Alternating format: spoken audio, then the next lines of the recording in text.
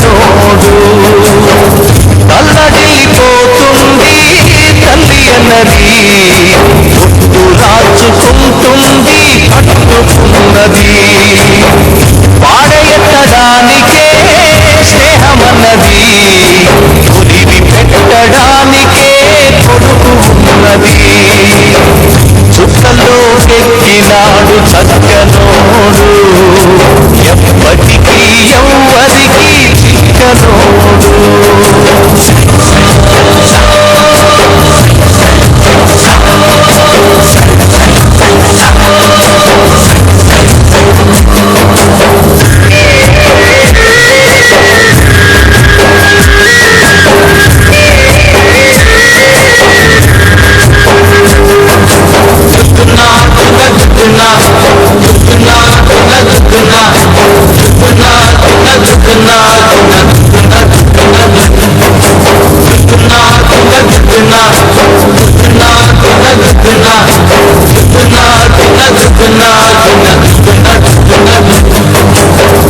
పోయినోడు ఇకరాడు ఎవడికెవడు తోడు ఉన్నవాడు పోయినోడి గురుతు నిలుపుతాడు నువ్వు తినమన్నేరా నిన్ను తిన్నది కన్నీలకు కట్టె కూడా అరన్నది చావు బతుకులన్నది ఆడుకుంటది చావులేని స్నేహమే ఉంటది చుక్కలోకెక్కినాడు చక్కనోడు ఎప్పటికీ ఎవ్వరికి చిక్కనోడు చుక్కలోకెక్కినాడు చక్కనోడు ఎప్పటికీ ఎవ్వరికి చిక్కనోడు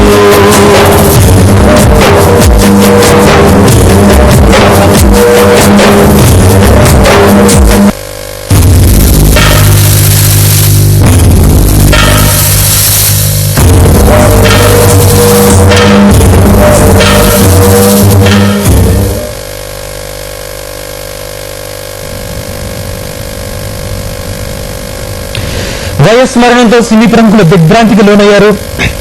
క్షమించాలి. ఓ మహోన్నత నేత కనుమరుగయ్యారని ఆవేదన వ్యక్తం చేశారు. సినీ పరిశ్రమకు తోడ్పాటును అందించిన నేతంటూ చెప్పుకొచ్చారు.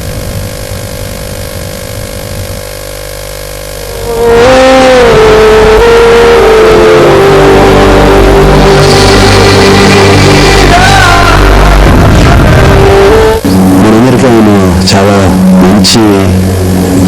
మంచి ఆలోచనలతో మంచి పద్ధతులు మంచి విధానాలు మనం ఎలా ఉండాలి, రాష్ట్రం ఎలా ఉండాలి ఫ్యూచర్లో అని ఆయన విజన్తో మనందరికీ చెప్పారు. మనందరం ఇప్పుడు చేయాల్సింది ఆయన విజన్ని ముందుకు తీసుకెళ్ళాలి. ఆయన ఫ్యామిలీకి సానుభూతి చెప్పాలా, లేకపోతే ఆంధ్రప్రదేశ్ ప్రజలకు సానుభూతి చెప్పాలా, ఏంటో మాటలు కూడా రావట్లేదు. అసలు ఏంటి మన పరిస్థితి ఏంటి అని లేకపోతే ఏంటి అనేది కూడా తెలియట్లేదు. నిజంగా ఇది రాష్ట్ర ప్రజలు చేసుకున్న దురదృష్టం నేను అనుకుంటున్నాను. ఎందుకంటే ఇంత మంచి పరిపాలన, ఇంత మంచి ప్రేమ, చిన్నపిల్లలను చూసినా కూడా ఎంతో ఆప్యాయంగా పలకరించి ఆయన చిరునవ్వు మళ్ళా మనకు కనిపించదు.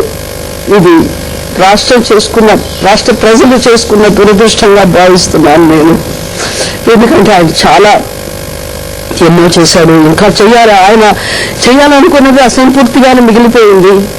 జలయజ్ఞం ఎవరు పూర్తి చేస్తారు? ఎంతమంది కొత్త ముఖ్యమంత్రులు వచ్చినా పూర్తి చేయగలరు? ఆయనలాగా చేయలేరు.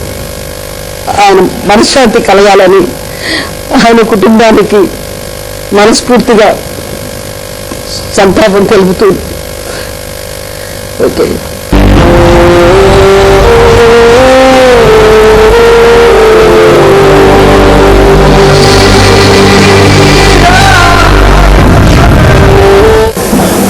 నేను అందించాలా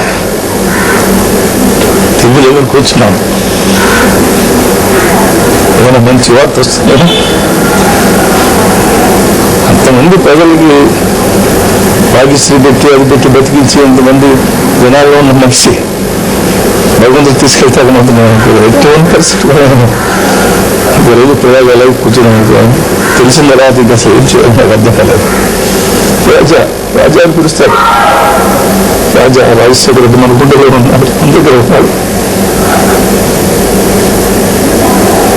ఆంధ్రప్రదేశ్ మంచి చేయడానికి మంచివాడి మనసులో మంచి చేస్తాడు. గుండె తెత్తగా చేసుకొని బాగా ఉండమని నేను కుటుంబ సభ్యులు. చాలా బాధగా ఉంది. రాజీవ్ గాంధీ గారు పోయినప్పుడు ఎంత బాధపడ్డానో ఈ రోజున అంతకంటే ఎక్కువ బాధపడుతున్నాను నేను. ఆయన మన మధ్యలో ఏంటో నమ్మలేకుండా ఉన్నాను. వారి కుటుంబానికి నా ప్రగాఢ సానుభూతి తెలియజేస్తూ, రాష్ట్ర ప్రజలకు కూడా నా సానుభూతి తెలియజేస్తూ, వారు ఎక్కడున్నా వారి ఆత్మ శాంతించాలని కోరుకుంటున్నాను.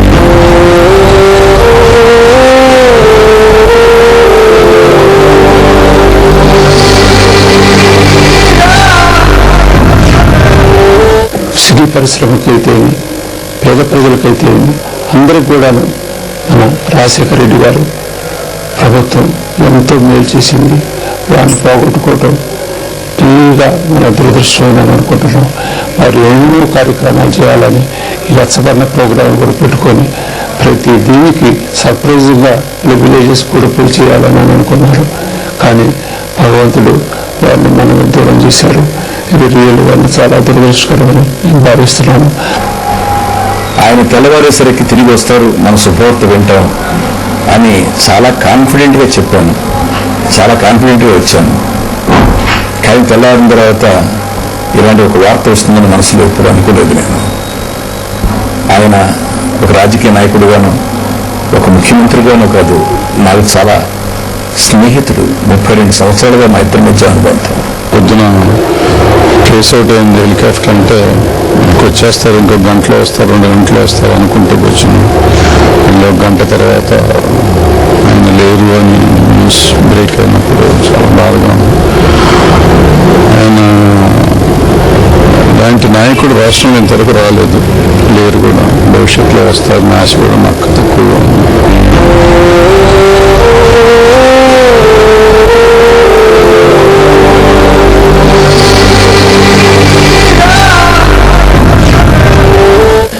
wanted to give the greatest to the state. To the state lo unde vallandariki he was had a vision of giving so much to everybody. The giving, that was all there that he was doing. And I think we should give all our love to his family. And if there is anything after life, I hope he gets the best out of it. ఇవాళ ఈ 10 కోట్ల ఆంధ్ర రాష్ట్ర కుటుంబం వారి కొరకు రోజున కన్నీటి సముద్రంలో మునికెళ్తుంది. మహాస్వప్నంగానే ఉంది. కాబట్టి ఆయన ఆత్మ శాంతించాలని రానున్న రోజుల్లో మరింత ఈ యొక్క ఆయన సాధనలు, ఆశయ సాధనలు ముందుకు వెళ్ళాలని చెప్పి ప్రార్థిస్తూ సెలవు తీసుకుంటున్నాను.